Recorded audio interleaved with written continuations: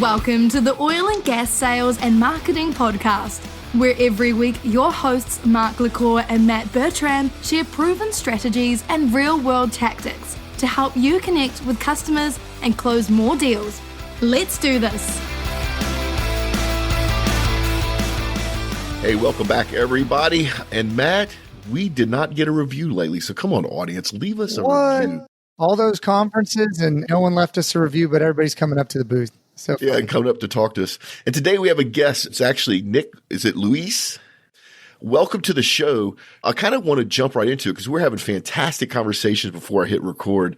And the whole subject of this episode is going to be called Push and Pull. And I made you stop so that we can start recording this. Let's kind of get into what that means to you and how's that affect sales and marketing in 2024. First off, thanks for having me on. What you guys are doing is great. Great dynamic between the two of you guys on past shows. So I'm really excited on being here. And everything you guys are doing for the oil and gas industry is top shelf. So thanks for doing that. And guys, give them some reviews. Show them some love. I mean, it's horrible that they don't have any. But push-pull, if you think about it from a classic marketing perspective, there's push marketing and there's pull marketing. If you think about it inside organizations, there's a push-pull between sales and marketing. And I think it's been the highest performing sales organizations are breaking down that push and pull. Marketing is producing leads. Sales are saying the leads aren't any good, and vice versa, and for so on. And it's a terrible conversation to be having. And as a leader in charge of revenue or just as a P&L holder, you don't want to be having that dynamic of push pull. And so what I think the most important thing that has to happen today is you got to get everybody on the same side of the table. I love your philosophies that everybody should be compensated at the same side, and really should certain positions be in certain geographical areas, or should they reside in both departments? And so that's the most important thing that people can be doing today if they really want to accelerate their sales cycle. And we could talk a little bit about that too. Yeah. So let's go ahead and go down that rabbit hole. Let's talk about what has changed and why things like your inside salespeople need to be as connected to marketing as they are to sales. Yeah. So we were talking a little bit about this, and I'm passionate about this. And there's a lot of people talking, and the folks that are talking are kind of on the cutting edge of, let's call it, sales information. There's a lot of really bad sales information out there by people that maybe have sold in their nightmares, right? Haven't made a call in like 50 years, learned something, and they're kind of regurgitating it, or they bought somebody else's course and they're trying to sell it as their own. I'll stay away from that for this. We're going to keep this PG-13 on this show.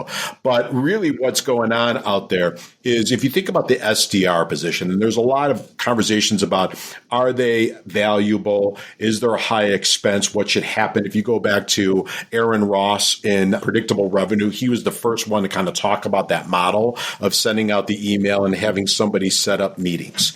Really today, the SDR probably should be sitting in marketing. It's really a biz development job. It's not a sales development job where I'm putting meetings on people's calendars. That could be a byproduct, but really they are marketing intelligence. If you use a military terminology, they're your boots on the ground. They're making phone calls. They're figuring out what's going on. They're probably doing a much better job of looking at LinkedIn, see where movements are going, see what's happening on with different industries.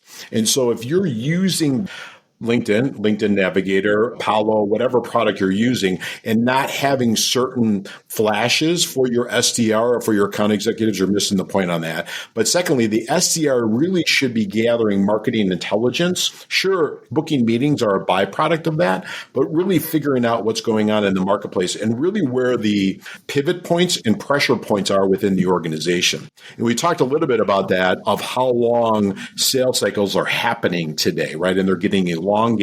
So how can we accelerate that, and how do we use marketing and sales better for that? And we could talk about that a little bit later too, if you guys want. Yeah, I love where you're going with this. This fits in right to Matt and I's philosophy in that sales has changed, and what worked for salespeople years ago doesn't work anymore.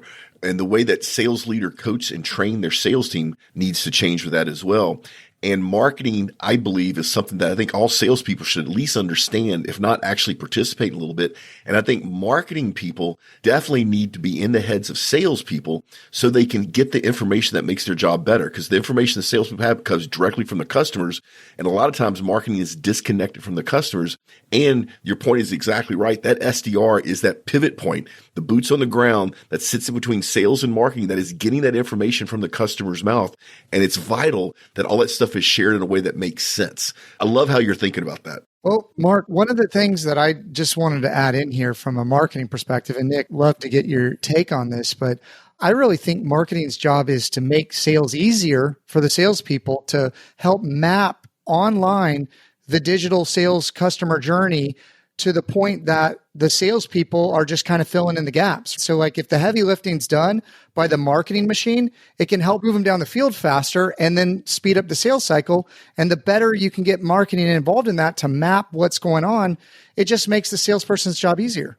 Hey, Nick, can you see why the salespeople that listen to our show love Matt? See what he just said? Oh, yeah. He got a smile from ear to ear on my face, right? And listen, I'm not as bright as most marketers. I'm just a dumb sales guy out of school playing sports. They taught you to follow a playbook. So in sales, I just followed the playbook. They said, make calls. I made calls. I didn't know any better. You marketing people are a lot smarter. You know that. But the other thing, too, that, Matt, you're so spot on with that is not only to speed up the sale, but also when things kind of get elongated, because we are kind of in a little bit of a vacuum of trust. Deals are slowing up. People just don't know what's going on as we get closer to November. That's going to get confused a little bit more. No political statement on that. It's just the nature of every evolution of a election. But what you now need is marketing, because now you have people that are in the pipeline that need to be nurtured, that need to be talked to, that need to be communicated with. The salesperson is going to do that, but not as well as you can automate it, not as well as you can do with great tools out there, and not as well as you can with the marketing side. The other thing, too, that we teach and that I try to get my clients to do, and I'm sure you guys preach this, is not all profiles need to be communicated with the same. And that's where marketing, I think, could do a better job. You could figure out what the objections are and have different marketing funnels for the objections, right? So if it's a price objection or a price nurture that has to happen, then your marketing funnel has to go down that platform versus one where I'm looking at other competitors versus one which saying is, I don't know if this fits into my priority or whatever it is. And I think you go back to where we started the conversation with the SDRs. The SDR is the boot on the ground, and they'll kind of hear what's going on, and their talk tracks will be a heck of a lot better than marketing's talk tracks, unless marketing is listening to their calls, running them through some AI scraper, right, or something of that nature to see consistently what are they hearing from customers or prospects, but also what are they saying, and how do we mirror that, and now how do we have our marketing messages mirror that, realizing that you're going to have to be adjusting your marketing messages over the course of time as the dynamics of the marketplace change. So Nick, like retargeting, remarketing, the concept of that, if you can get your SDRs to drive them to specific pages, you can build drip campaigns with digital ads to kind of bump them where it's indirect, I love automated messages because it's not like you're in your face, like, hey, let's have a call. What's going on? It's just like you're top of mind. It's the pens and the pads. If you drive them into the right funnel online, if you have those campaigns built out or those target personas, you can drop them the messages that they need to be hearing to move them along, to get them to take action. And then if you have it tied into your CRM, as soon as they take the next step, you can put them on a new drip, or you can take them off that, and you can manage your dollars a lot more effectively and messaging. You're speaking a phenomenal language, right? So if you think about direct response, traditional direct response marketers, where I was trained. Okay, I've read like all his books. I love Dan, right? I got to work with him, right? And trust me, every day wasn't sunshine and roses, but I learned so much that it was worth it, right? And the guy is just a genius on that. And it's really just going deep on your funnels and really, listen, salespeople are lazy and marketers are lazy. And we want to create one funnel and drive everybody through that and just want the credit card to happen or the sale to happen. I realize that. I want that too as a business owner and for all of my customers. I want all closes to be one call closes. I want only one funnel, which is one step, maybe 3 steps at the most. But that just doesn't happen today. You just need to nurture people and work it through. But you said something really spot on, is the copy. The copy needs to talk to the pain. The copy needs to talk to the problem, agitate, solve. So what's going on? How can we agitate that to make it really, really get under their skin? And then how do we solve it if our solution solves it for them? But all problems are different and all pain is different based on the persona. And it'll all start really how you tag them, how you do your discovery, how either the SDR or the account executive figure that out. And now you can start running that through. Yeah, Matt and I have talked about this a bunch in that no matter what your product or solution, what problem it solves, that conversation is different depending on who you're talking to in the prospect organization. If you're talking to the executive team of a public company, you might be talking about shareholder value. If you're talking about a guy that's running a business, you might be talking about having projects completed on time and on budget, even if what you're selling is an extension cord. The problem that it solves is different where you are in the hierarchy. And I love the fact of automating some of these conversations because to your point, Nick, I'm not going to say I'm a lazy salesperson. I will say that I appreciate leads coming into me that I didn't have to spend 3 hours hustling for, right? And especially if those leads are high quality, it makes my life easier and it makes our company's bottom line better. So it's kind of a win-win for everybody. I would love to make sure we cover the topic of, I don't know what it's called now, but Dan Kennedy called it attraction marketing, content marketing, and account-based selling. And the reality is, Mark, that's what I live and breathe every day now, is everything's inbound. We had a $4 billion company call us the other day. I mean, these are steps that outbound sales teams would salivate over, and you can position yourself as an expert, as an authority, as a trusted advisor online, and draw these people to you. As then kind of, again, attraction marketing. Nick, I'd love to hear kind of some more of your views on that, I guess. First off, LinkedIn is a great platform for that. But there's other things you could be tuned. I think if you're a marketer today and you're not trying to harvest the power of YouTube and using case studies and using information and information marketing vis-a-vis videos and on YouTube as one of the platforms, you are just missing the boat. The organization as itself or somebody in the organization should have a book published. There should be various things because not only it's the best channels that people are searching on. YouTube is the second or third largest search engine.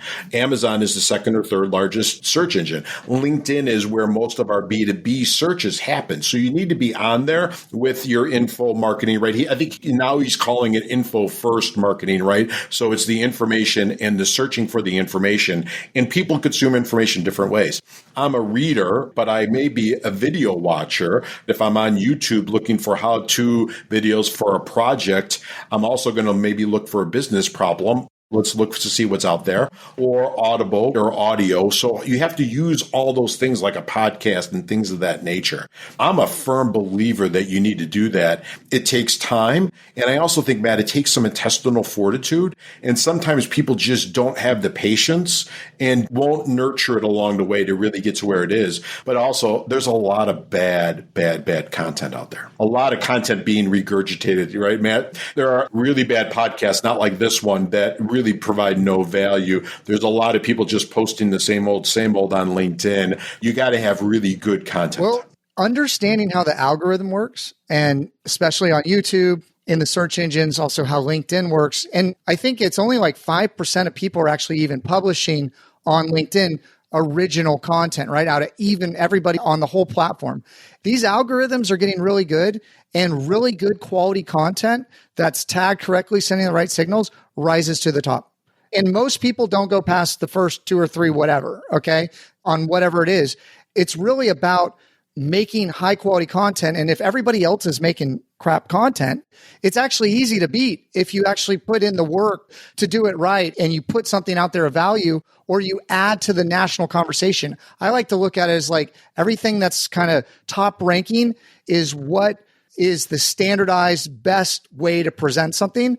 And if you can add to that conversation, or you can provide a differing opinion on that, it's called query by diversity, and it will force that up there. You can get visibility pretty quick. Yeah, you can't regurgitate content. Like, you have to put out something of original thought that shows your expertise, but the algorithms can find it and move it up. It's incredible how well good content will find the right listener, especially even like on TikTok, okay? Because TikTok shows it to more people, not just to your own audience. And there's a lot of these different platforms that from a multi-campaign standpoint, you can start hitting people from all these different angles and create this omnipresence around your target customer. Yeah. And Matt, I want to warn the audience here. Do not use what Matt says as far as quality content as an excuse, thinking that in order for you to post video on LinkedIn, you need professional cameras and editing lighting. Absolutely. You can shoot really good content on your iPhone. Just make sure your audio quality is good.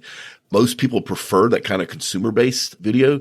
The biggest thing is, are you telling an interesting story that's valuable? People that aren't posting videos on LinkedIn, don't use that as an excuse. You don't need 3 cameras and a switching board and everything else. You could do everything fine just on your iPhone, but put it out there. The other thing is, it's weird. I see a lot of really good salespeople in our industry right now in oil and gas that are actually looking for new positions. If you're looking for a new position, and this is a personal motivator for you to post content on LinkedIn, let me tell you where the hiring manager is going to go first. It's going to go to LinkedIn. Even if you handed in a resume, they're going to go to LinkedIn. And let me tell you something. If you're one of 10 possible hires and you have a lot of quality content that you've done yourself on LinkedIn and none of your competitors do, let me guess who the hiring manager is going to lean towards. So it's not just a way to show yourself as an expert, help promote your company, your products, and be that thought leader. It actually helps you personally. So audience, there's no excuse for you not putting content on your personal LinkedIn page. None. The important thing, though, is really doing it, as Matt said, and also just being original. Like I said, use your phone. We have the equivalent of what they used in the 80s. If I think about my Betamax video recorder, we have so much better quality now that we could do. And if you think about Dan Kennedy, who we were talking about a little bit, one of his core mantras in marketing is never be boring. And it's from David Ogilvy. If you think about the Mad Men that you got in the back, you can never bore your customer into buying your product and services. You got to do original things to break through the clutter, but you're really hitting the pain points and having the right communication methodology, whatever that is, and the right content out there really accelerates the sales process. And it goes back to one of the conversations we're having is just things are taking longer, and marketing and salespeople are lazy, and they don't keep on pushing that sale forward over and over and over and over again. So you as the business owner, you as the product line leader, you as the CRO or the general manager have to figure out, how do I bring marketing and sales together and use the technology to move things through? Because if I have people that have to do it, people will break down every time. I want systems and processes to work in my marketing, in my sales, so I could get things going. Nick, I would love to talk more about your system and processes. I want to add just one quote because we're getting into my area. I love talking about some of this stuff. I can't remember exactly who said this quote. Maybe you can reference it to somebody. It talks a lot about like branding and Super Bowl ads and stuff like that. Is people watch what's interesting. They watch what they're interested in. And sometimes those could be ads, right? Like the thing is, like disruption marketing, everybody hates it. My kids hate it. Like they don't know anything about advertising, but product placement and like the Super Bowl is a bunch of eyeballs to create a shared experience. And then at the same time, they actually put effort into their marketing. That I watch the Super Bowl for the advertising. I mean, it is my industry, but still, I think a lot of people watch the ads. If everybody put that level of effort in their advertising, they would have so much better sales. It's like, we're only going to do really good on advertising and tell a great story on Super Bowl. Why is that? I think that extra level of effort, because also people do business with people they know, like, and trust. They want to connect. They want to know you're human. Back in the day when I was going door-to-door sales, okay, I was pharma, but essentially I had a business card of my company. And then I actually had a company or another card that was my blog, my personal blog. Okay. And I mean, this is like MySpace and Facebook's very new, but I was trying to connect with people to let them see that there was another side of me besides just the logo that I was carrying. Does that make sense? And trying to humanize that. 100%. And that barrier is being broken down even more. And people want so much more human connection after COVID. It would be so much better, like, right, if we were all sitting in a room together than how we're doing it today. How do you reach through the computer and connect with somebody and build that personal connection? Why do you think the most popular shows today are reality TV shows? Because they want to see what's going on with people. They want to see behind the scenes. And I'll tell you, there's been billion-dollar businesses built on iPhones. Okay. I agree with you, Mark. There's no excuse for not being able to create content with your phone, and also videos harder. But guess what? Where it's hard, there's opportunity. I would just encourage everybody to, one, you have to have good content, whatever that is. But then to Nick's point, and I'd love to hear him talk more about it, is system and processes make you a superhuman salesperson. It gives every person the same experience or more of the same experience, so you can give everybody that quality customer journey. Yeah, Nick, I'm going to put you on a spot just a little bit. I'm going to bring you back to your sales expertise. Can you talk about how you would put together system and processes for a company to bring them up to speed and make them more efficient now in 2024? Because one of the things in oil and gas is we tend to be 10 years behind everybody else as far as tools and processes. So we have a lot of sales and marketing leaders, and I bet they'd love to hear your take on what you would just slap together if you had a chance. The first thing we do is bring everybody together, marketing and sales, whoever is talking to the customer or is hearing from the customer. I really want the people hearing from the customer equally as much. So get them all around the room. We're going to put, in the old days, we would put butcher block paper all over the walls. Remember, right? That. And now we would just take the steps that we do, front of the funnel, right top of the funnel, tofu, to get people in, but also while we're moving people through, then we would do it for every ICP or avatar, whatever phraseology you would want to use, of just saying, okay, what's going on and how are we touching them? And there's all these different color sticky notes. It's old school, I know it, but oil and gas guys will love it. So blue is there's a LinkedIn outreach. Yellow is I'm doing a voicemail drop. Emails, whatever you're doing. And so now I'm mapping out the funnel and I'm mapping out all the touches and I'm looking for where are things breaking and where am I elongating and where can I accelerate the sales process. Goes back to systems and processes. So I'm looking at, say, what can I automate? How do I put tasks in place that salespeople know what to do? How do I create a content category, a content library, information library to be used for all different avatars, for all different objections? Because once again, we always get lazy. So we don't go deep on all the different objections. And I now need to have a funnel, as we talked about earlier, for my price. I have to have a funnel for my, it's not in my budget. I have a funnel for where you're using somebody else. And I'm moving all that stuff through, and then we take it. And then we take everybody out for a dinner, get some good wine in them, put them in, I'm in Chicago, so we're going to give them a steak. The next day, we're going to go back in as they thought about it and marinated. And now we're going to look, where can we overlay and where can we put different systems and processes in? And now the hard part comes because you have to give one person, usually the general manager or the product line manager or the CRO, they have to start automating and putting this in. And now you have it. So now you have your talk tracks. Now you have your objection matrices. Now you have all your automation. Now you have your LinkedIn strategy. Now you have your YouTube strategy. It's all going out. If I'm using trade shows, I have my pre and my post trade shows. I have my geofencing strategy when I'm doing trade shows. Whatever you're doing, you're using all the different tools in the toolboxes and everything is maximizing it. And you're pushing everything to, how do I accelerate the sale? How do I accelerate the sale? So that's what we would do. Some of the stuff we want to get some quick wins. If that's one of the questions you may be asking, is we're looking at what's sitting in the pipeline, what's languishing in the pipeline, and how can we move that through? How can we accelerate that through? How do we put, I call it the blitzkrieg. Obviously, we're filming this today and it's the anniversary of D-Day, right? So how do I put all my effort on moving things that are stuck in the pipeline to the close? Yeah, I love this. That's two strategies. Yeah. Audience, even though we had a lot of conversations about marketing, Nick's expertise is really around sales, sales teams, coaching, sales audits. Name his company, salesperformanceteam.com. We'll have a link in the show notes. If you have a need for some help, I'm telling you right now, reach out to Nick. He is not going to try to sell you something. He's going to figure out very quickly if he can help you or not, and he will tell you if he can't help you. Unfortunately, fellows, we are getting close to having to wind down the show. I could have stayed on here for another hour. A little housekeeping stuff to do. Need to sign up for our 2 newsletters. We have our Oil and Gas Events newsletter.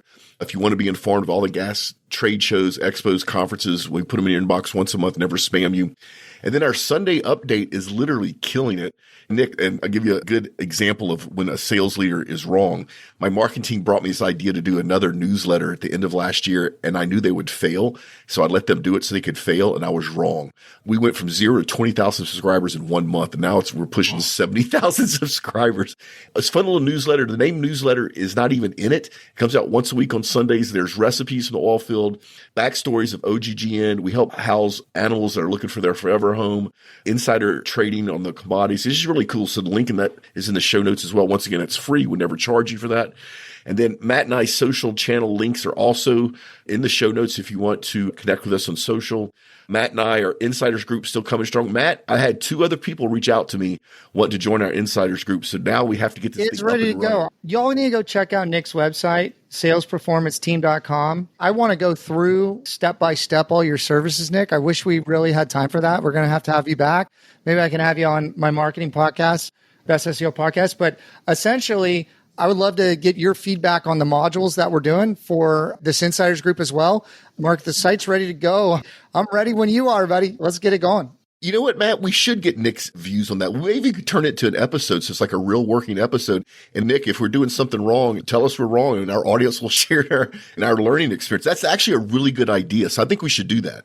Love it. What Nick was saying with the funnel, okay, and what he's doing with the sales process, as he was saying that, I was imagining in my head how the marketing funnel and how it's tied to CRM when you're doing like e-commerce sales. Nick gets it. He is the bridge. I would encourage anybody, if you're struggling to kind of merge the 2 categories, Nick gets it, and I would reach out to him. He can help you bridge the gap. He can speak both languages.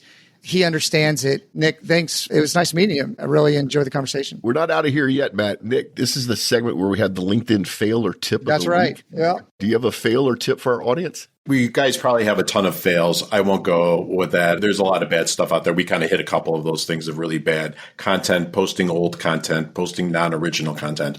I think if you're not using voice messages on LinkedIn, especially in your outreach or part of your funnel, you're missing a golden opportunity.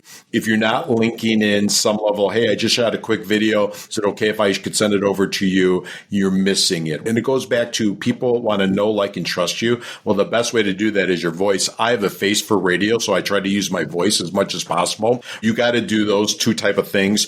If you're not using and attempting to use ChatGPT to get your searches better, to get your queries better on doing your outreach, you're missing the boat immensely. And also on your LinkedIn Navigator, if you're not using Boolean searches and ChatGPT to really ideal customer profile, ICP, we kind of called it by a number of different names throughout the course of this podcast. If you're not really tighten that in and figuring out what their pain points are and what their messaging is, but going deep, because I think what we do, and Matt, we are surface on the pain, on the messaging. You really got to go through and understand. And the other thing that we talked about is figuring out not only what does the person at the first level buying, but what is their boss wanting to hear and what is their boss's boss wanting to hear, and figuring out all those messages and sending it out to people.